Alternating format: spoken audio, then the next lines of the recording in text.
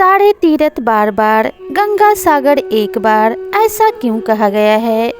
गंगा सागर एक प्रसिद्ध तीर्थ स्थान है जिसका पौराणिक काल से बहुत ही महत्व है। गंगा सागर वो स्थान है जहाँ गंगा नदी बंगाल की खाड़ी में समुद्र से मिलती है। कहा जाता है कि सभी तीर्थों की यात्रा का फल तब तक नहीं मिलता जब तक आप गंगा सागर नहीं जाते। मकर संक्रांति के दिन गंगा सागर में स्नान दान का सर्वाधिक महत्व बताया गया है। सारे तीर्थ बार बार, गंगा सागर एक बार। इस कहावत के पीछे दो कारण बताए जाते हैं। पहला कारण, गंगा सागर को महातीर्थ कहा गया है क्योंकि माना गया है कि सारे तीर्थों का फल गंगा सागर आने के बाद मिल जाता है। ये वो स्थान है जहाँ पर गंगा नदी के स्पर्श से राजा सागर के 60,000 पुत्रों को मुक्ति मिली थी। इसलिए कई श्रद्धालु लोग यहाँ पर आके अपने पितरों का श्राद्ध तर्पण व पिंडदान करते हैं और पूर्वजों की मुक्ति की कामना करते हैं। इस कारण से लोग एक बार तो गंगा सागर की यात्रा जरूर करना चाहते हैं। इसलिए कहा गया है सारे तीर्थ बार बार, गंगा सागर एक बार। पुराणों में भी गंगा सागर में दान और स्नान को धार्मिक और आध्यात्मिक दृष्टि से काफ़ी महत्वपूर्ण बताया गया है। इसका दूसरा कारण, कोलकाता से गंगा सागर जाने के लिए पहले 86 किलोमीटर दूर काकद्वीप जाना होता है, जहां हारवुड पॉइंट में 3.5 किलोमीटर स्टीमर नाव के जरिए सागर द्वीप पहुंचते हैं। इसके बाद सागर द्वीप पर 32 किलोमीटर यात्रा करने के बाद गंगा सागर तीर्थ आता है। पुराने समय में यात्रा काफ़ी दुष्कर और कठिन थी। कई दिन की यात्रा करने के बाद लोग गंगा सागर पहुंच पाते थे। इसलिए लोग दोबारा जाने की सोचते भी नहीं थे। इसलिए लोग कहने लगे सारे तीर्थ बार बार, गंगा सागर एक बार। गंगा सागर की कहानी क्या है? रामायण की एक कथा के अनुसार अयोध्या के राजा सागर अश्वमेध यज्ञ कर रहे थे। उनके प्रताप से डरकर देवताओं के राजा इंद्र ने उनके यज्ञ का घोड़ा चुरा लिया और कपिल मुनि के आश्रम में जाकर बांध दिया। राजा सागर की 2 रानियां थीं, केसिनी और सुमति। केसिनी का एक पुत्र था जिसका नाम असमंजस था और सुमति के 60,000 पुत्र पैदा हुए थे। असमंजस बहुत उदंड था और प्रजा के लोगों को बहुत कष्ट देता था। इसलिए राजा सागर ने उसे अयोध्या राज्य से निकाल दिया। अश्वमेध यज्ञ का घोड़ा चोरी हो जाने से राजा सागर बहुत चिंतित हुए क्योंकि यज्ञ पूरा होने के लिए घोड़ा मिलना जरूरी था। राजा सागर ने अपने 60,000 पुत्रों को घोड़ा खोजने के लिए भेजा। घोड़ा खोजते हुए राजा सागर के वे सभी पुत्र कपिल मुनि के आश्रम में पहुंच गए और घोड़े को वहां बंधा देखकर उन्होंने कपिल मुनि को चोर समझा। कपिल मुनि भगवान विष्णु का अंश अवतार थे जिन्होंने कर्दम ऋषि के पुत्र के रूप में जन्म लिया था।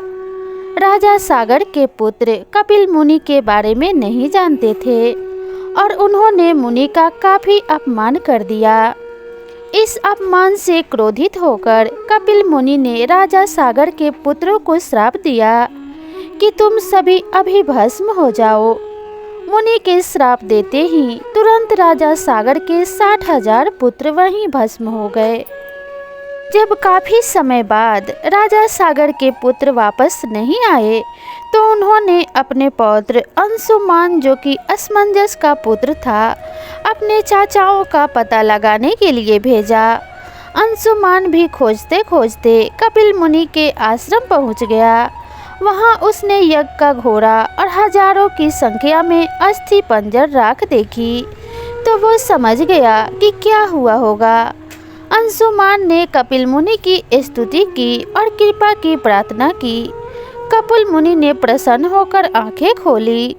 उन्होंने अंशुमान को अश्वमेध यज्ञ का घोड़ा ले जाने दिया और बताया कि अगर राजा सागर का कोई वंशज उस स्थान पर गंगा जी को ले आए तो उसके चाचाओं को मोक्ष मिल जाएगा। अंशुमान घोड़ा लेकर अयोध्या वापस आ गया और राजा सागर ने यज्ञ पूरा किया। राजा सागर ने अगले 3000 वर्षों तक राज्य किया। फिर वे अंशुमान को राज्य सौंपकर स्वर्ग सिधार गए। अंशुमान ने गंगा जी को पृथ्वी पर लाने का बहुत प्रयास किया, लेकिन वो अपने जीवन में इस प्रयास में सफल नहीं हो पाया। अंशुमान के पुत्र दिलीप ने भी काफ़ी तप किया, लेकिन वो भी गंगा जी को लाने में असफल रहे। राजा दिलीप के बाद उनके पुत्र भागीरथ अपने अथक प्रयास और घोर तप से गंगा को पृथ्वी पर लाने में सफल हुए। गंगा सागर कैसे जाएं? गंगा जी ने आश्वासन दिया कि मैं पृथ्वी पर जरूर आऊंगी, परंतु जिस समय मैं स्वर्गलोक में पृथ्वी पर आऊंगी उस समय मेरे प्रवाह को रोकने के लिए कोई उपस्थित होना चाहिए। इसके लिए भागीरथ ने भगवान शिव को तप करके प्रसन्न किया। भगवान शिव ने स्वर्ग से आती हुई गंगा को अपनी जटाओं में धारण कर लिया और वहां से गंगा 7 धाराओं में भूमि पर उतरी। पहली 3 धाराएं हरादिनी, पावनी और नलिनी पूर्व की दिशा में बह चली और 3 धाराएं सुकचक्षु, सीता और सिंधु पश्चिम की ओर प्रवाह की। 7वां प्रवाह भागीरथ के बताए रास्ते पर बढ़ चला और आगे आगे भागीरथ रथ में चलते गए। चलते चलते भागीरथ उस स्थान पर पहुँचे जहाँ उनके प्रपितामह भस्म हो गए थे। माँ गंगा उनके अवशेषों के ऊपर से बहते हुए राजा सागर के 60,000 पुत्रों का उद्धार करते हुए जाकर सागर में मिल गई। राजा भागीरथ ने गंगा जी को पृथ्वी पर लाया, इसलिए गंगा का एक नाम भागीरथी भी है। गंगा सागर का मेला जिस स्थान पर राजा सागर के पुत्रों को मुक्ति मिली, गंगा सागर वही स्थान है। यहाँ पर कपिल मुनि का मंदिर है जहाँ लोग दर्शन के लिए जाते हैं। गंगा जी जिस दिन पृथ्वी पर अवतरित हुई वो मकर संक्रांति का दिन था। संक्रांति के दिन गंगा सागर में स्नान का बहुत महत्व है, इसलिए हर साल मकर संक्रांति के दिन गंगा सागर में विशाल मेला लगता है जहां लाखों लोग स्नान और दान के लिए आते हैं। गंगा सागर का मेला 5 दिन तक चलता है।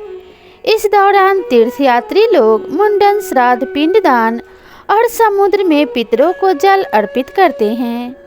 गंगा सागर में कपिल मुनि का प्राचीन मंदिर था जो कि समुद्र में समा गया।